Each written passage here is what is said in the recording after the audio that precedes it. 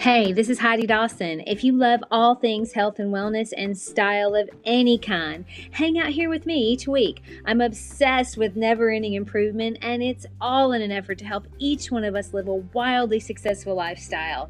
Subscribe today so you don't miss a thing. Hi, guys. Welcome to episode 534 of the Wildly Successful Lifestyle Podcast. What's going on? I'm so happy you're here. Thank you. Don't forget, if you haven't already, to give me a 5-star review if you're loving the episodes. It really means a lot to me when I see them and also read the reviews. So thank you in advance. You are the best. Okay, I have a question for you. Has someone ever done something that you feel set you back or hurt you and you just cannot seem to get over it? I mean, maybe you have thoughts of wanting to show them up or get them back or get revenge. This has been on my mind because I had a conversation with a friend this week and it really got me thinking about long-term versus short-term thinking.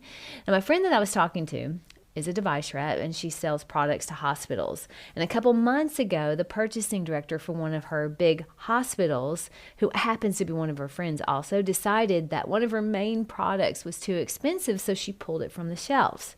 Now, this was a really big blow to my friend, but it was a huge savings for the hospital and looked very good for that purchasing director. And that person was just doing what she thought was right for the hospital and also for herself, because that's her job, is to save the hospital money. So even though she's friends with my friend, she still had to make that hard decision that, hey, we're not going to use your product anymore.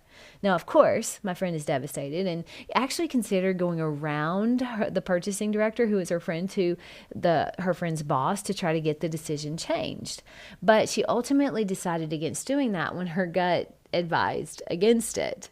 She thought, you know what, long term, this person is going to be in purchasing probably for a very long time. And even though I might get a short-term win, in the long run, she felt like it could be a huge mistake. So my friend's gut instinct told her it was a good idea to just take the loss and try to make up for it with other sales. In a world where so many people want quick fixes or short-term wins, long-term thinking is actually a huge flex. Who hasn't heard the saying that success is the best revenge? The reason why I love that statement is it's telling everyone that when you focus on doing the right thing and you move forward with that agenda and only that agenda, that's when you're able to reach that flow status. So flow is when you're in the zone, you're so focused and you're actually enjoying the activity that time seems to disappear and your performance is at its peak. And that's when our biggest wins come in, during flow state. But working towards getting revenge puts you on a trajectory that is, just frankly harmful, because you're not working to make yourself better. You're not working to do what's best or what your gut feels right. No, you're working to get someone else back, to actually hurt someone else because of your perceived hurt.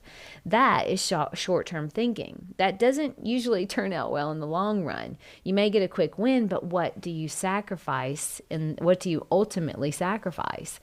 When your thoughts and actions are being motivated by revenge or by trying to beat someone else, you may think you're heading in the same direction as success, but you're actually not. You think you're paving your path to success, but what you're actually doing is keeping one eye on someone else's success and one eye on your own. That's half the bandwidth of your brain going towards what someone else is doing in order to win or to show them up. You're blocking yourself in order to get someone back. That it doesn't make a lot of sense, and I think we all do it, or at least we all consider it at one time or another.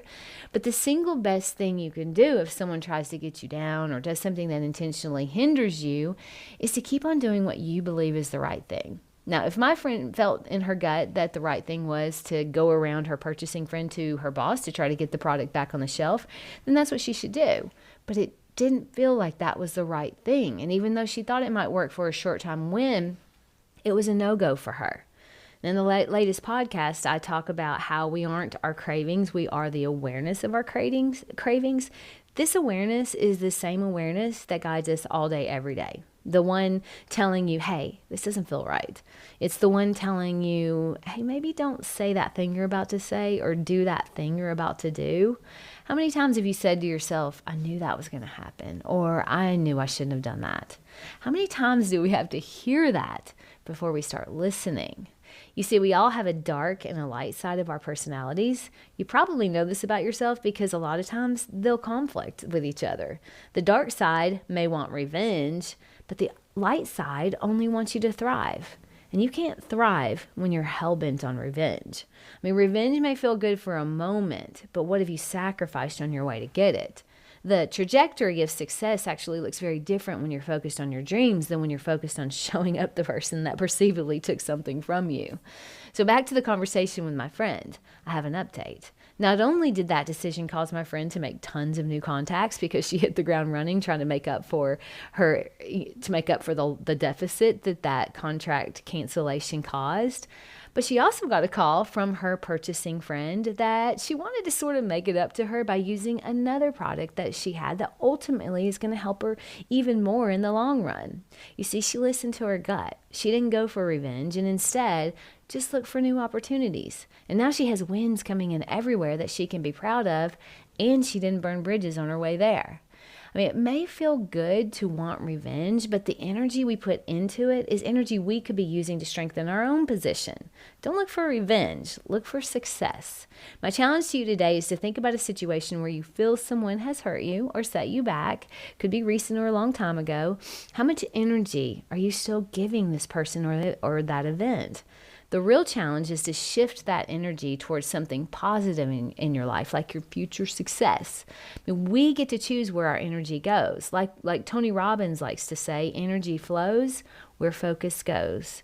Do you want your energy to go towards revenge or towards your personal success? I think we all know the answer. Share this with 3 people whose energy inspires you. I love you guys. I'll talk to you in a few days.